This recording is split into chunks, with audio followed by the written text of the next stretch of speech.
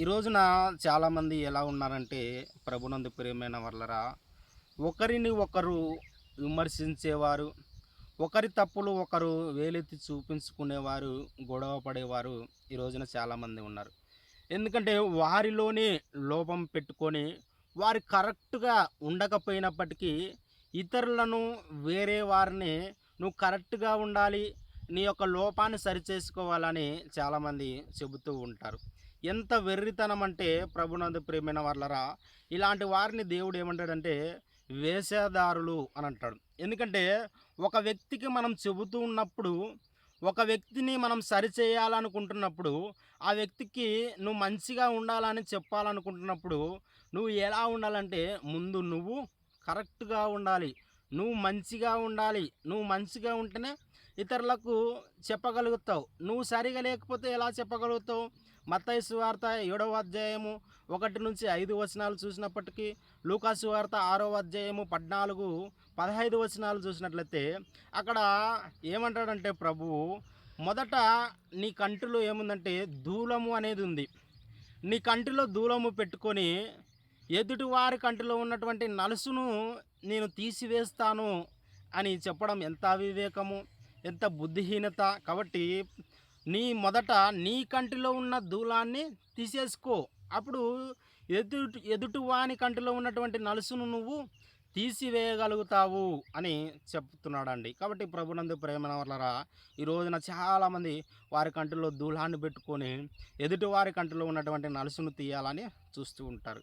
కాబట్టి ఈ రోజున చాలామంది త్రాగుబోతులు వేరే వారికి త్రాగుతున్నప్పుడు నువ్వు త్రాగవద్దని చెప్తే ఎలా ఉంటుంది? అతడు మరలా తిరిగి నువ్వే తాగుతున్నావు, నేను తాగడం పెద్ద గొప్ప విషయం ఏముంది, తప్పేముంది అని అడుగుతాడు. కాబట్టి ఒక వ్యభిచారికి మనం చెబుతున్నప్పుడు ఆ వ్యభిచారం లేనటువంటి వారు, ఆ తప్పు చేయనటువంటి వారు మాత్రమే చెప్పగలగడానికి అర్హులు. ఇంకా వ్యభిచారం చేస్తూ నువ్వు వ్యభిచారం చేయడం వద్దని చెప్పడం ఎంతవరకు కరెక్ట్? కాబట్టి ఒక దొంగకి నువ్వు దొంగతనం చేయవద్దు అని చెప్పాలంటే ఆ వ్యక్తి దొంగతనం చేయనటువంటి వ్యక్తి అయి ఉండాలి. కాబట్టి యేసుక్రీస్తు ప్రభువారు ఆయన ఈ లోకానికొచ్చి కేవలం నోటి మాటలతో బోధించలేదు. ఈ రోజున చాలామంది గొప్ప గొప్ప వారు, చాలామంది పండితులు, వేదాంతులు ఎంతోమంది ఇతరులకు చెప్పేవారుగా ఉన్నారు కానీ, చేసేవారుగా, పాటించేవారుగా చాలా తక్కువ మంది ఉన్నారు. కానీ యేసుక్రీస్తు ప్రభువారు ఆయన ఈ లోకానికొచ్చి ఆయన ఏదైతే చెప్పాడో ఆ చెప్పిన దాని ప్రకారంగా జీవించాడు.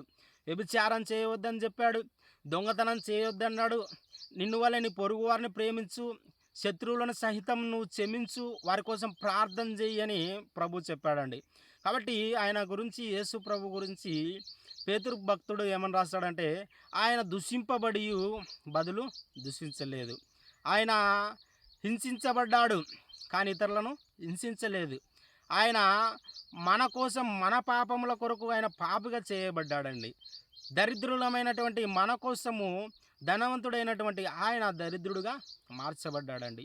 కాబట్టి ప్రభునందు ప్రేమన వల్లరా, ఈ లోకంలో 33.5 సంవత్సరాలు యేసుక్రీస్తు ప్రభువు వారు ఒక మనిషి ఎలా జీవించాలి, ఎలా బ్రతకాలి అనేది ఆయన అనేకమైన సత్యాలను బోధించాడు.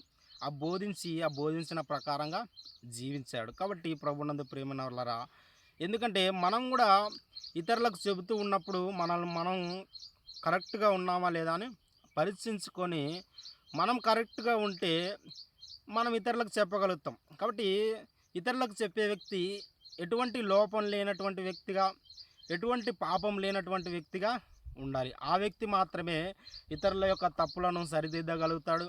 ఇతరులను చెడు మార్గంలో ఉన్న వారిని మంచి మార్గంలో నడిపించగలుగుతాడు. కాబట్టి ఈ వ్యభిచారం చేస్తున్నటువంటి ఒక స్త్రీని యేసుక్రీస్తు ప్రభువు వారు ఆమె పట్టబడినప్పుడు ఆ గ్రామంలో ఉన్నటువంటి ప్రజలందరూ కూడా ఎవరైతే వ్యభిచారం చేత పట్టబడతారో అలాంటి వారిని రాళ్ళతో కొట్టి చంపేవారండి.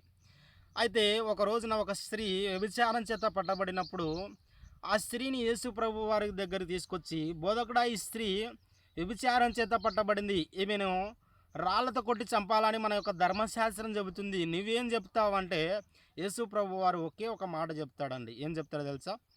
మీలో ఏ పాపము లేనటువంటి వారు ఆమెను రాయి తీసుకొని కొట్టి తన మీద వేయమని చెప్తాడండి. కానీ ఆ యేసు ప్రభువారు ఆ మాట చెప్పినప్పుడు పిల్లలు, యవనస్తులు, వృద్ధులు అందరూ కూడా ప్రతి ఒక్కరు కూడా రాయి తీసుకున్నటువంటి వారందరూ కూడా ఆమె మీద వేయాలని చూసినటువంటి వారందరూ కూడా రాయి తీసుకొని కింద పడేస్తారండి. ఎందుకంటే ప్రతి ఒక్కరిలో లోపం ఉంది, ప్రతి ఒక్కరిలో తప్పు ఉంది. నేను ఈ తప్పు చేశాను, నేను ఆ తప్పు చేశాను కాబట్టి నేను ఆమెను కొట్టడానికి అర్హుడును కాదు అని ప్రతి ఒక్కరు గద్దించుకొని ఆ రాయి తీసుకొని కింద పడేస్తారండి. ఆమెకి యేసు ప్రభువారు ఒకే ఒక మాట చెప్పారు, అమ్మ నువ్వు మరలా వెళ్ళి నువ్వు ఆ పాపంలో జీవించొద్దు, ఆ చెడు జీవితంలో జీవించొద్దు, చీకటి జీవితంలో జీవించొద్దు, నువ్వు మంచిగా బ్రతుకు అని ఆ వ్యభిచారం చేయవద్దని యేసు ప్రభువారు చెప్పి ఆమెను క్షమించాడండి.